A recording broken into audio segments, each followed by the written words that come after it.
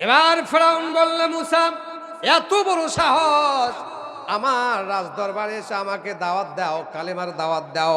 আমি হলাম আনা রব্বুকুমুল আলা, আর তুমি আমাকে কালেমার দাওয়াত দাও, এত বড় সাহস।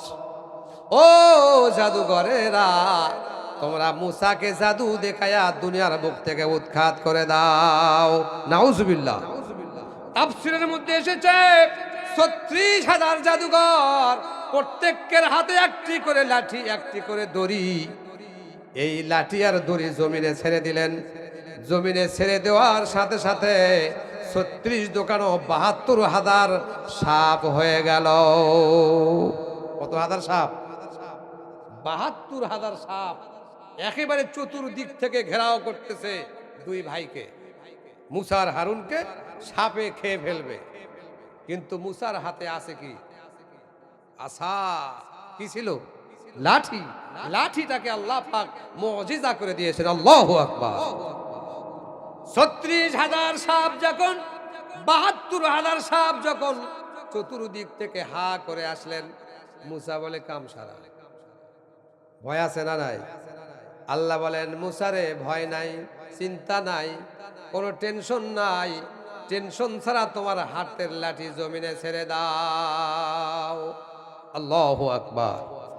হাতের লাঠি যখন জমিনে ছেড়ে দিল, ছেড়ে দেওয়ার সাথে সাথে বিশাল অজগর সাপ হয়ে গেল। এই সাপের মুখটা এত বেশি হা হলো, এত বেশি ফাঁকা হলো, তাফসীরের মধ্যে কেউ কেউ লিখেছেন আসমান থেকে জমিন পর্যন্ত হা হয়ে গেল। প্রয়োজন হলো ওই ফেরাউনের প্রাসাদ পর্যন্ত সাপের পেটের ভেতরে চলে যাবে, কিন্তু না, তা নয়। ৭২,০০০ সাপ যখন চতুর্দিক থেকে আসতে শুরু করলো, মুসা নবীর হাতের লাঠি যে সাপটা হলো, এক এক করে সমস্ত সাপগুলি মুসার লাঠির সাপের মধ্যে ঢুকে গেল। একটা আওয়াজ দিয়ে বলেন সুবহানাল্লাহ। সমস্ত জাদুঘরেরা, ৩৬,০০০ জাদুঘরেরা সাথে সাথে এই ঘটনাটা দেখে বলে আমাদেরটা জাদু, কিন্তু মুসা নবী যে কেরামত দেখাইলো, এটা কোনো জাদু হতে পারে না।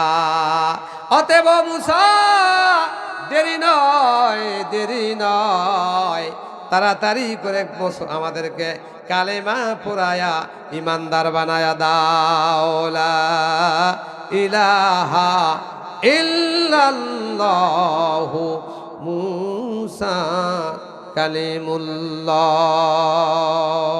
আওয়াজ দিয়ে বলেন আল্লাহু আকবার। সমস্ত জাদুঘরেরা কালেমা পড়ে মুসলমান হয়ে গেল, ইমানদার হয়ে গেল। তাফসীরের ভাষায় ৬ লক্ষ মানুষ মুসার প্রতি ঈমান এনেছে, আল্লাহর প্রতি ঈমান এনেছে। বলেন সুবহানাল্লাহ। কত হাজার মানুষ? আল্লাহ রাব্বুল আলামিন কোরআনুল কারীমের মধ্যে বলেন, নারায়ে তাকবীর। আমার এক ভাই নগদ ৫০০ টাকা, আল্লাহ তার মনের আশা পূর্ণ করুক, বলেন আমিন। আমার দিকে আপনাদের মনোযোগ আছে? আছে? আল্লাহু আকবার। আমার ভাইরা, কত লক্ষ মানুষ মুসলমান ইমানদার হলো? আওয়াজ দেন, কত লক্ষ? ৬ লক্ষ মানুষ ইমানদার হলো, মুসার প্রতি ঈমান আনলো, মুসার আল্লাহর প্রতি ঈমান আনলো। ঈমান আনার পরে নারে তাকবীর। আয় আল্লাহ, নবীর হোসেন নাম, আল্লাহ তোমার এক গোলাম ১ বস্তা সিমেন্ট নগদ ১০০ টাকা দান করেছে গো মাওলা। এই ১০০ টাকার বিনিময়ে তার জীবনের গুনাহ মাফ করে দাও। নারে তাকবীর।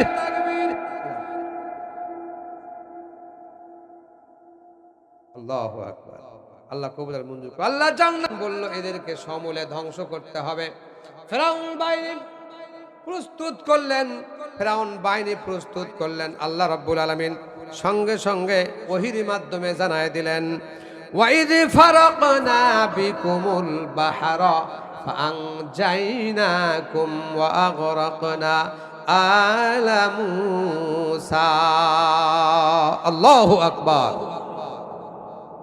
আল্লাহ রাব্বুল আলামিন বলেন, ও মুসা, ওয়াইদি ফারাকনা বিকুমুল বাহরা, ও মুসা কোনো চিন্তা নাই, 6 লক্ষ মানুষ যখন তার প্রাসাদ থেকে বের হলো, এবার ফেরাউন তার দলবল নিয়ে ওই 6 লক্ষ মানুষের পেছনে, ইমানদারদের পেছনে ধাওয়া করলো। এমন ভাবে ধাওয়া করলো, তারা লোকের ভয়ে ধাওয়া হয়ে রাস্তা পথ চলতে চলতে তারা এমন একটি নদী বা সাগরের কাছে তারা পৌঁছে গেল।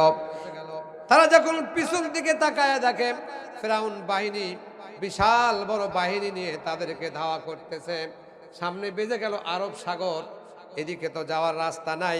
আর পিছন দিকে তাকায়া দেখে ফেরাউন বাহিনী তারা এগিয়ে আসতেছে। এবার মুসার সৈন্যরা বলে, ইমানদাররা বলে, মুসা গো, বাঁচার বুঝি কোনো পথ নাই, আমরা বুঝি শেষ হয়ে যাই, আমাদের সামনে নদী, সামনে সাগর, আর পিছনে ফেরাউন বাহিনী আমাদেরকে আসতেছে মারার জন্য। আল্লাহ রাব্বুল আলামিন বলেন, ওয়াইদ ফারাকনা বিকুমুল বাহরা, ও মুসা কোনো চিন্তা করো না, কোনো ভয় করো না, তুমি ওই সাগরের পথে, সাগরের কাছে গিয়া তোমার হাতের লাঠিটা ছেড়ে দাও। সুবহানাল্লাহ। হাতের লাঠি যখন ছেড়ে দিল, ছেড়ে দেওয়ার সাথে সাথে ওই সাগরের ভেতরে 12টা রাস্তা আল্লাহ পাক তৈরি করে দিলেন। ওই 12টি রাস্তা একেবারে শুকনা রাস্তা, এমন সুন্দর রাস্তা আল্লাহ পাক করে দিলেন। বনি ইসরাইলের 12টি গোত্র ওই 12টি রাস্তা দিয়া পার হয়ে চলে যায়। সুবহানাল্লাহ।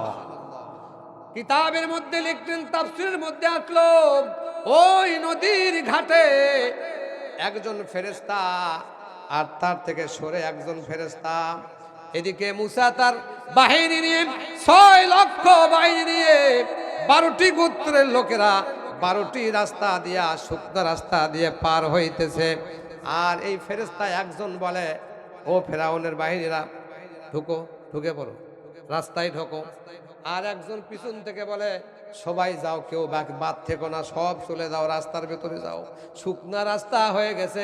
ফেরাউন বলে, ও আমার ভাইরা, ও আমাকে যারা সেজদা মানো, আমাকে যারা প্রভু মানো, আমার কত ক্ষমতা, সাগরের ভেতরে তোমাদের জন্য রাস্তা বানায়া দিছি।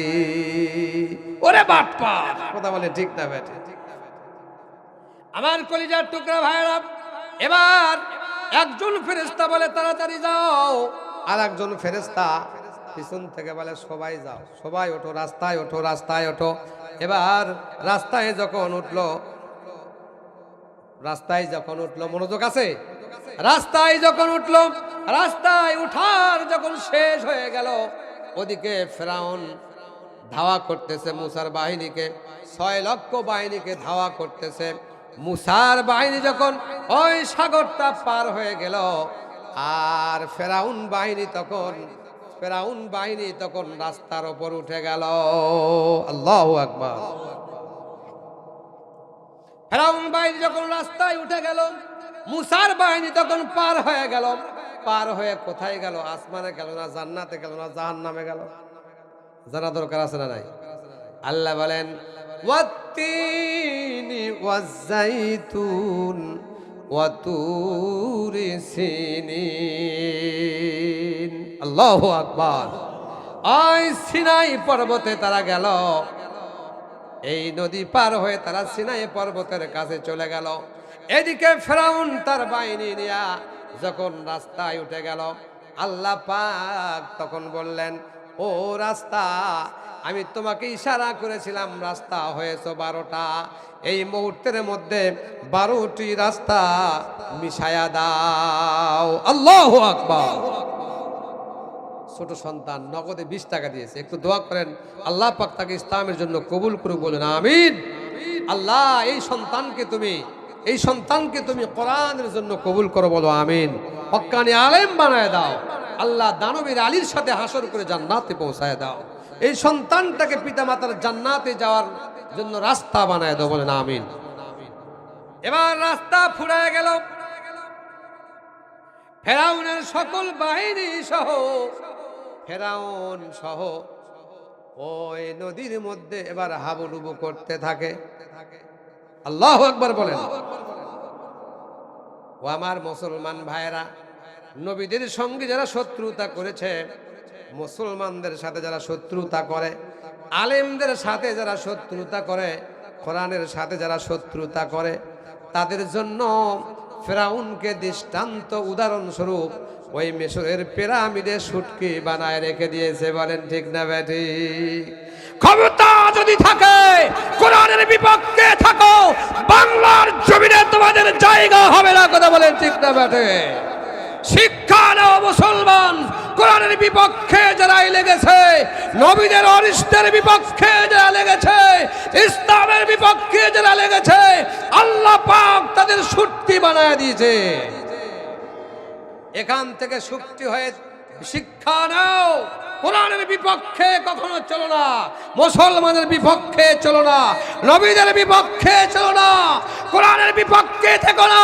মধ্যে মুজাহিদের মতো জান্নাতে মেহমান হয়ে কোরআনের পক্ষে কেন থাকতে রাজি আছি? দুটো হাত তুলে আল্লাহকে দেখা।